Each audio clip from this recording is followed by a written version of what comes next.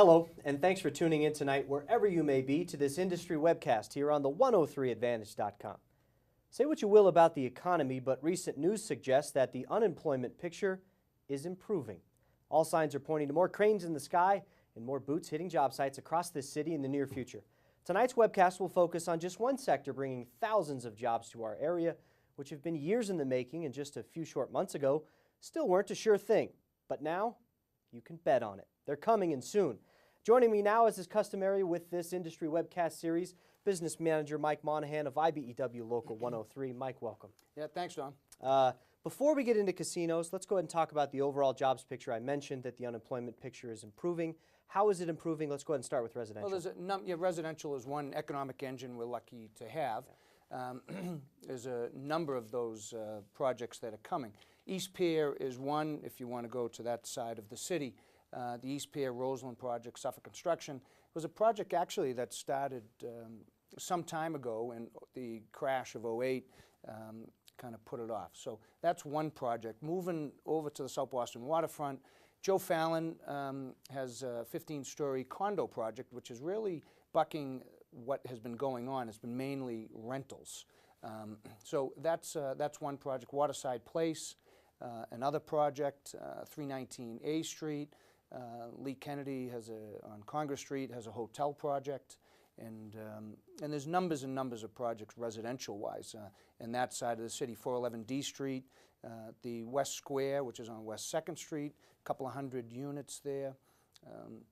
The Lee Kennedy project that I was talking about is actually a Residence Inn, 120-bed Residence Inn. They want that open immediately. Moving over towards North Station, the Victor has broken ground. It's actually a pension funded job, close to 300 units, right near the Boston Garden. And moving towards Chinatown, the Parcel 24 project, a couple of 20-story buildings there. Kensington Place, down on Lower Washington Street there, the Haywood Place project is another project, both a few hundred units, one close to 30. Haywood, that you see there, is about 15 stories. Around the corner, 45 Stewart Street, that's an Avalon project. That's a 30-story building, 404 units. And the old Boston Herald site, which we know is going to be redeveloped. It's going to call that Ink Block. I think everyone's familiar with, at least Boston people are familiar with that. That's going to be 471 units, and it's going to be a mixed use with some restaurants and what's going to take up that whole block. The Avalon company is very active in our area. The Exeter, they call it Avalon Exeter, 29-story building over by Copley Place, and that's just going to complement the Copley Place project. That's I think a $500 million, 49-story project. But you know, I classify it as beds. You know, dormitories would of course fall under that. Northeastern is going to get going with their project, their dormitory project. Tatter Hall for Harvard University, that's going to be some dorms for their business school. So there's numbers and numbers of those projects that are getting going in the residential sector. You know. White hot is a word that is being described for the residential market in Boston. Expand on that a little. Just looking at the list, it's hundreds and thousands of units, millions of dollars of work. Yeah, and these are all really starting right now. And I could go on for hours. There's over in the Charlestown Navy Yard, there's a couple, and down on Main Street, there's another project in Charlestown getting ready to go. So there is, the residential market is hot, and it's actually a combination of a couple of things, and one of them wasn't good. The meltdown of the residential market, where so many people are underwater and people can't pay their mortgages. Well, that generation that was coming up through all that, they're kids, but they absorbed it, and they're not buying. And actually, I think it goes back to a couple of generations ago. It wasn't uncommon for people who possibly could afford it didn't. We're talking, my family, my grandma and grandfather, they didn't own a house. They rented, and many people did. So it's almost going back, the American dream of owning a home is a good thing, don't get me wrong, but of course it's got to make sense. So this generation is looking at it. They may be working in Boston today. They could be in San Jose next week. They could be in Austin, Texas the following year. So they know they don't want to get planted too. So there's a number of reasons, and this rental market is obviously taking advantage of it, and they want to live in urban areas. Well, it's a great thing for developers. It's a great thing for people who build buildings. Yes, absolutely. So. It's a long time coming and can't come soon enough. Great. Let's move on to the hospital, bio, and pharmaceutical arenas. Go ahead and talk about that a little. Yeah, I mean, we're fortunate in our geographical area. It's a great economic engine that we have. It complements the the tourism and the other engines that we have. So hospital, bio, pharmaceutical, anything medical, we're fortunate, and we know why companies want to locate here. They want to take advantage of those in those universities and so on and so forth. So I mentioned Joe Fallon, the Vertec project. That's the largest privately funded construction project on the East Coast. $1 billion, 2 towers, and that's underway. Sullivan McLaughlin Company has one. Broadway has the other project. The Kendall Square area, we're fortunate to have it. The Biogen company, Pfizer, Genzyme, and then there's tons of little companies that work off of those as well. They all have, I would say, I bet you there's $1 billion of combined construction that is getting going right now. Alexander Real Estate is the main developer there. They had the vision years ago to buy up that property. So we're looking forward to that engine that we're lucky to have to get going. There's a stat that goes a little something like this: 2.6 million square feet of new space under construction in Boston and Cambridge. Yeah. I mean, you talked about those individual jobs, but when they get added together, I mean, that's a substantial amount of space. Yeah, combined with the residential as well, High tech, Google, Microsoft, talk about them. Yeah, well, we those that look at the economy as we do, we don't know how the heck we lost Bill Gates, went to Harvard. We lost Mark Zuckerberg, went to Harvard, and why didn't they stay here? So we're glad that that Google is here. Neither of those gentlemen started that, but Google is making their presence known in Cambridge. They have a large development working its way through the process. Boston Properties is the landlord. I think we'll get it. It's going through the process there, but they're there. They just want to expand and take advantage of the brains, I guess, in that geographical area that's there. Microsoft continues to expand as well in the Kendall Square area. So it's just another economic engine to complement the bio and others, and it's expanding, which we're very grateful and thankful for and can't wait for it to start. Power plant production. Not a lot of activity in your area, in the Boston area, in your jurisdiction, but there is some bit of good news. Yeah, well, we were very fortunate, 99, 2000, right through the 2001s and 2s. I think practically every power plant that we had in our geographical area was undergoing massive expansion. Wish it didn't all happen at once, but it did. Salem Powerhouse been sold. It's a coal plant now.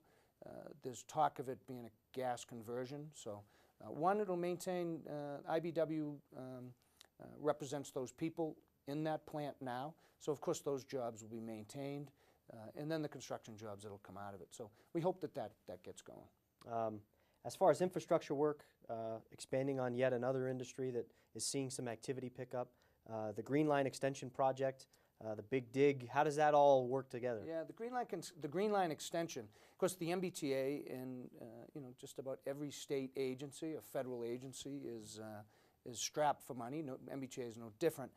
With the creation of the Big Dig in that project, there was actually a court case, and there was a settlement that came out of it that the Green Line would extend, and oh geez, I want to say it's about a $500 million project extending that MBTA line. So that was a settlement, and it was court ordered. Extending it because the Big Dig? Yeah, well, the added cars. The Okay. argument was that Sure. the good thing that came out of the Big Dig, is traffic was going to be able to flow better.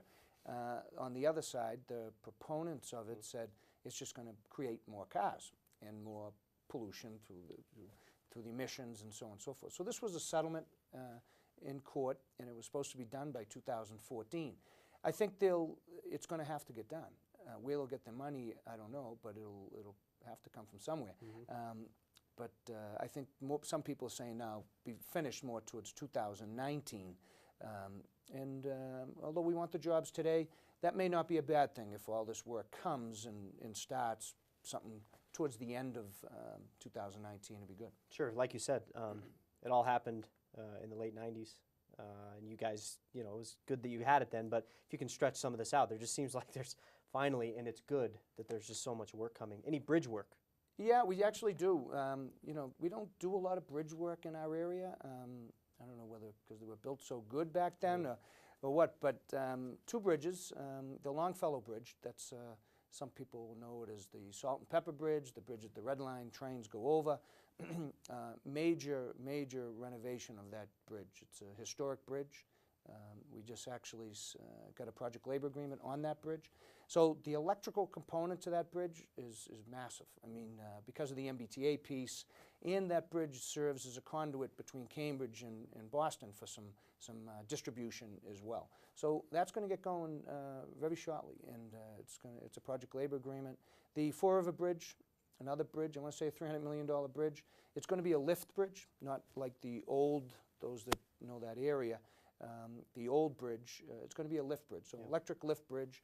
I'm going to try and make it a little bit like the Zakim Bridge. It's going to be some lighting, and I want to say 300 feet tall. So it's going to be kind of a signature type bridge as well. So those two bridges are getting going.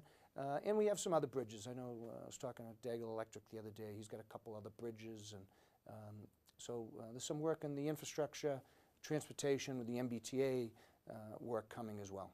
We could talk jobs, I'm sure, for another 30 minutes on this program.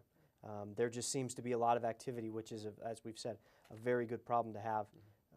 Let's just for a second go back and look at the larger picture. We did produce a video here on the 103 Advantage about the 2011 year-end jobs numbers, market share numbers. For the folks that haven't seen that or maybe just aren't up to speed, can we talk about that for a second? Just kind of where you ended up and how it translates in 2012. Yeah, well, I mean, like you said, I can go on for hours about this, and when we went back and crunched the numbers, there was a point in time when we controlled 100% of the public market. What happened there was Boston became more of a city. I mean, the Liberty Mutual job that's going on now is a kind of a perfect example. Boston went, it started to grow. And there was one point in time, the John Hancock Tower and the Custom Tower were the biggest buildings in Boston. So with the universities growing, with the hospitals growing, the bio market growing, the commercial markets growing, there was a shift from our employers, and quite, I guess, the manpower didn't mind the shift either. Shifted from the public market to the private market. And they left a gapping hole, so to speak, for the open shop to just walk in. And a lot of that happened late 60s. You had some shipyards closing. You had some very talented electricians coming out of the service. The economy started to slow a little bit, and it's prevailing rate work. So they were more than happy to go and fill that void in good paying jobs. We've reversed that. We sunk to a low in 1999 at 12%. As you know, we've every year we've gone. I think this year we're into the 80s. I think into the 80 percentile for 2011, and doing work that we once did, but some of it is much larger and certainly more in depth than it was back then. So we're glad to a lot of the employers we've organized have gone after that work. So we're glad to have recaptured that work, and this time we're not going to lose it again. Well, it's good to be on the opposite side. Yeah, certainly. I mean, not if, when, 100% is not is definitely possible, and that's our goal. When we get that back, we're not going to make the same mistakes we made when we had it all. We had it all, and every year, 1 to 1.5% of market share figured we lost, not just in the public market, but everywhere. Well, the developers, the end users, the customers are starting to realize the value that union labor has. Once again, I mean, you guys are the best electricians money can buy. You've talked about on this website before that the skills, the productivity, and training, oftentimes 103 electricians are the best trade of any trade on the job. Yeah, I mean, it's not uncommon for us to be the only union trade on the job. And I think, there's a reason for that. We've certainly embraced the reasons why we were not selected to be on projects. We looked at those issues, we've addressed them, we've talked about them openly, and we're going after that sector of our industry, not if. We're going after it, and we're getting it back, and we're going to get it all. Okay. Time for our first break. Thank you for your time on this first segment. We're going to come back and talk about casinos, talk about a possible $1 billion worth of infrastructure and work and jobs coming, thousands of jobs, and it's a reality. It's coming. Yeah, well, the Suffolk Downs piece is a $1 billion investment. That's private money investment into that facility over in Suffolk Downs. All right, we'll be right back with a special guest. IBEW Local 103 electricians and technicians power our city, help us communicate, and convert nature into energy. But our impressive skills don't stop there. Local 103 is partnering with Wentworth Institute of Technology, and when their members have completed their studies, they will have earned an associate degree in engineering technology. IBEW Local 103, the best electricians and technicians in the world. With a college degree in their tool belt. Click Wentworth on the 103advantage.com. IBEW Local 103, Boston's leading renewable energy professionals, are proving it once again with the newest green technology hitting the Commonwealth, electric vehicles. Our electricians and technicians are certified charging station installers. See for yourself. Stop by our offices for a quick, no-charge charge, and we'll explain what we can offer. Think IBEW Local 103 for electric vehicle charging stations. Visit us online at the103advantage.com. They travel to the ends of the earth in honor of the American mission. For too many, when they come home to the land they love, their battles are far from over. Illness and lack of opportunity becomes the new enemy. That's why IBEW Local 103 continually supports and hosts Project Stand Down, a national program providing care and assistance to veterans in need. Let us all take care of the brave men and women who have taken care of us. For more, click Project Stand Down on the 103advantage.com. You expect to see the expertise of IBEW Local 103 in electrical installations throughout the Commonwealth, but did you know the helping hand of our electricians and technicians reaches all the way down to Haiti? For months, Local 103 members have been volunteering their time to build a new hospital in this tiny nation following the devastating earthquake of 2010. Working with the aid organization Partners in Health, we are bringing critical healthcare support to those who need it the most. Electricity is not something you can mess around with, and it's not something that we could afford to waste time with on this project. We need the best, and we need the guys from Boston. I instantly turned to Sully Mack and then actually 103 with those. I'd worked with them in Boston, and they were the best. Helping those in need, the right thing to do, more than just electricians. Any of these sayings apply to the men and women of Local 103 who have gone and will continue to go down to Haiti to work on this project. Click on the 103advantage.com for more information. Welcome back live. Our numbers have grown here on the set. To Mike Monahan's left, Chairman of Suffolk Downs, Bill Mulrow. Bill, thank you for joining us here tonight. We certainly do appreciate your time. Happy to be here, Dom. Pleasure to join you and Mike as we talk to Local 103 members and their families. Pleasure. Casino construction. Go ahead and, I guess, your initial thoughts about it. It's a good thing. Either one, Mike or, yeah, well, or Bill. Certainly it's a good thing as far as I'm concerned. I'll tell you, I'm looking forward to it as many of the members of Local 103 are, especially those that unfortunately are unemployed. So, you know, as we left before the commercial break, $1 billion of privately funded construction development. Anytime you get $1 billion of investment, that's a good thing. Never mind the construction jobs that are going to come out of it, the preservation of the 1,000 jobs that are there now, and the creation of probably another additional 1,000+ jobs, decent paying jobs with health care. I mean, it's a win-win as far as I'm concerned. This is a great opportunity for Massachusetts. It took a long time to get here, but the legislature studied it for a long time. We had a lot of support trying to bring across the benefits of what this could do for the Commonwealth. Mike and Local 103 were terrific advocates, as was the labor movement in general. And I think at the end of the day, the jobs component, this ability to create thousands of good paying quality jobs and union jobs. You know, what we will do at Suffolk Downs, if we're lucky enough to win a license, is we'll create thousands of jobs during the construction, good paying union jobs, and there'll be thousands of permanent good paying union jobs. So I think it's a wonderful opportunity for the greater Boston area. It's certainly a wonderful opportunity for the Commonwealth. Of the many things that Local 103 works on that I'm sure Suffolk Downs is involved in as well, there has been, this is years in the making.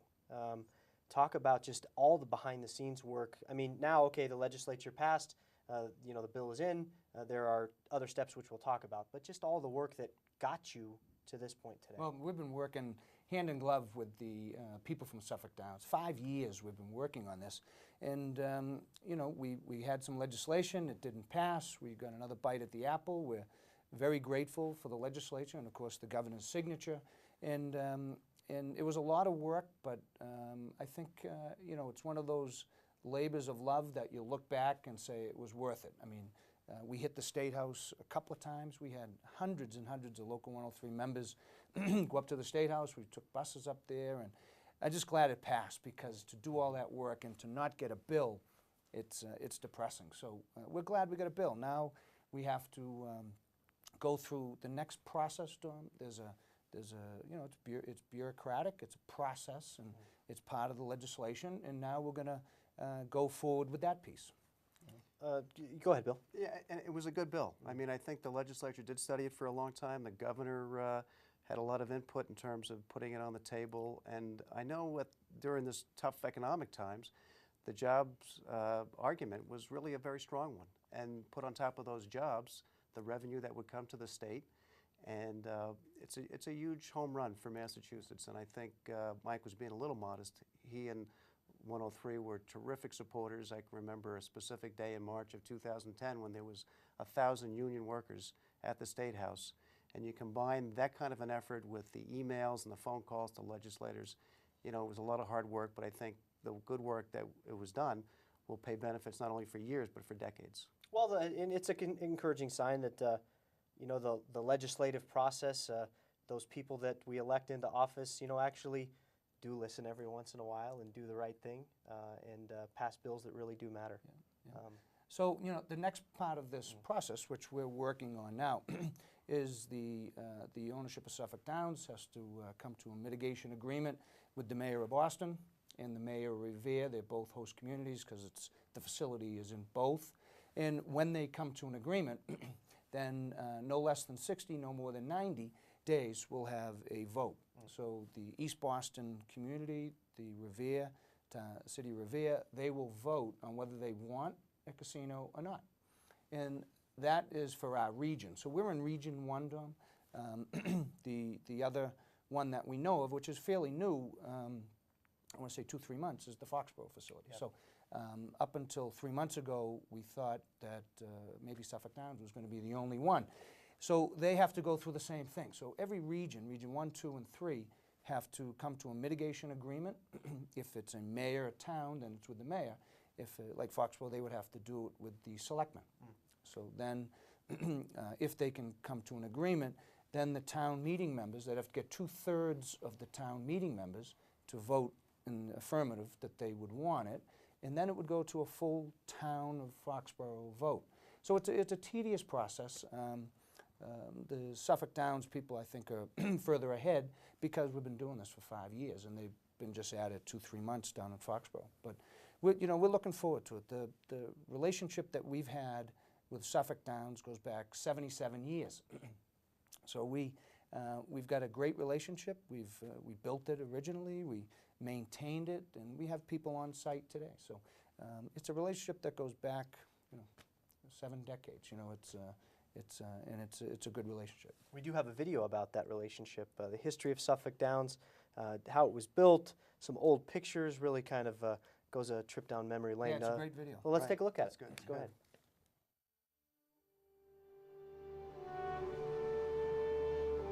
When you talk about the birth of Suffolk Downs, you have to go all the way back to the dead center of the Great Depression. To set the scene, it was 1935, and people were out of work. Right off the bat, immediately, the very first winters, as soon as they legalized pari-mutuel wagering in Massachusetts, with those tradesmen, 3,000 of them, carpenters, painters, plumbers, all of a sudden, these guys had jobs. They took to the work not just because they had to build a racetrack and build this huge racing palace in just 2 months, but because they knew they were banking and building on their future.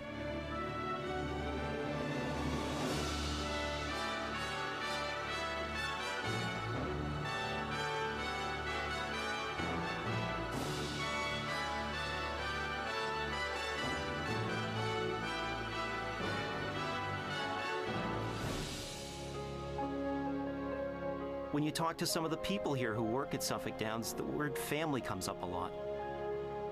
You've got guys who grew up and their grandfathers worked on the very first jobs at Suffolk Downs, and their families went to work here at the track.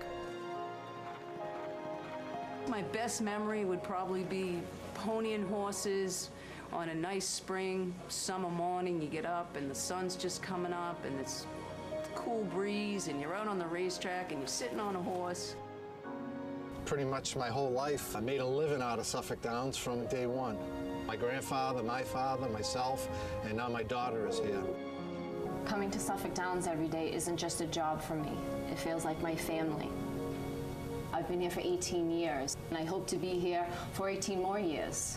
Suffolk Downs was born out of adversity, and over the last 75 years has built itself up to a world-class entity, and it's done so because of the family of workers here. When people think of horse racing, they think of the color, the excitement, the sounds, but it goes so much more beyond that. Every dime I've ever made, I've made from the horse racing business, between raising my kids and paying for this farm, and it's just been so good to me, and I've met such great people. At Suffolk Downs, there are probably 1,000 horses stable there, and there's hundreds and hundreds of people there depending on jobs. From hot walkers to grooms to exercise boys to feed men to blacksmiths, trainers. You know, it's a wonderful thing to be able to care for horses and then see them go out and perform. Suffolk Downs is just so rich with history and tradition. Seabiscuit raced here. War Admiral, Whirlaway, jockeys like Eddie Arcaro. Chris McCarron started here. Jerry Bailey rode here. We're still preserving that rich tradition of the horse and making horse racing prominent, a showcase, and putting it up on a pedestal where it deserves to be here in Boston. Suffolk Downs means a great deal to me because of that. It afforded me the opportunity to go out and perform as a professional athlete in front of my family and my friends. To think in 62 days, one of the grand sporting venues here in Boston just rose up out of the mudflats, and it was considered an architectural marvel for many decades thereafter. It was one of the great sporting palaces of Boston. People talk about Fenway Park. People talk about the old Boston Garden, and right there, and at about the same time, there was Suffolk Downs. It was kind of a long shot proposition, and now we have a chance to do that again here, almost a rebirth of Suffolk Downs.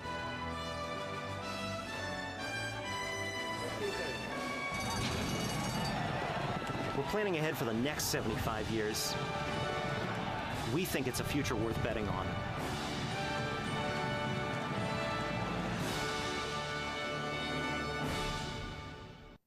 What a very informative and well-produced video, Bill. Maybe just your thoughts on the history of Suffolk Downs and labor together. It's a great video. I'm reminded every time I see it of the rich history, and you know, you look back on all those huge crowds we used to get back in the 30s and 40s. It's a little different today, but one thing that has not changed is our relationship with organized labor, and we've been so proud over the course of our history to be working with union labor. You know, Mike's union has been there forever, and we're proud of it. And you know, union labor to us is very important because it really means you have skilled workers. You know, when we use Mike's guys, local 103 guys, they're skilled, they're trained, you know, they're the best at what they do. And that means something good for us as ownership because we know we have the best workers possible. So we're committed to keeping that tradition. We're proud of it. If we're lucky enough to get a license, we're going to continue that. We'll build the facility union. We'll operate it union. And you know, I come from a union family myself. My mother was a waitress. My father was a machinist. I was the beneficiary of not one but 2 union paychecks.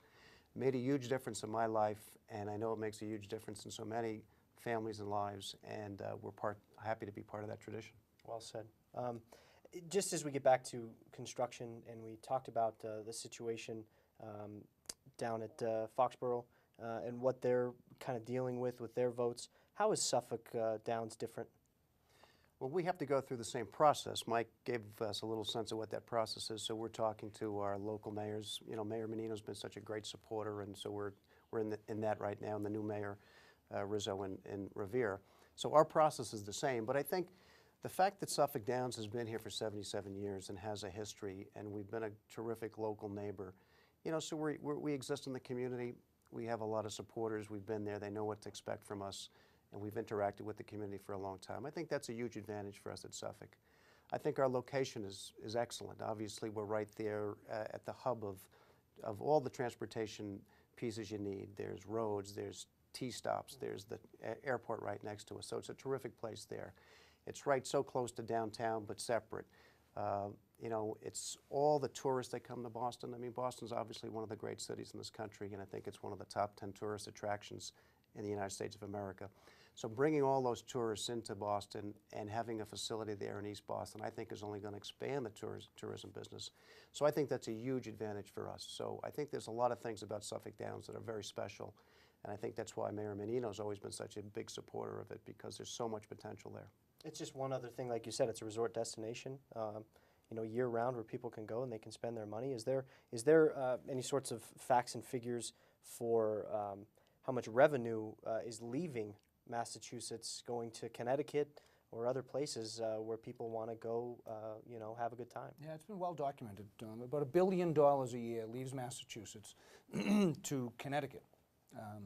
And about $400 million a year in tax revenue from those Massachusetts visitors goes to their pool.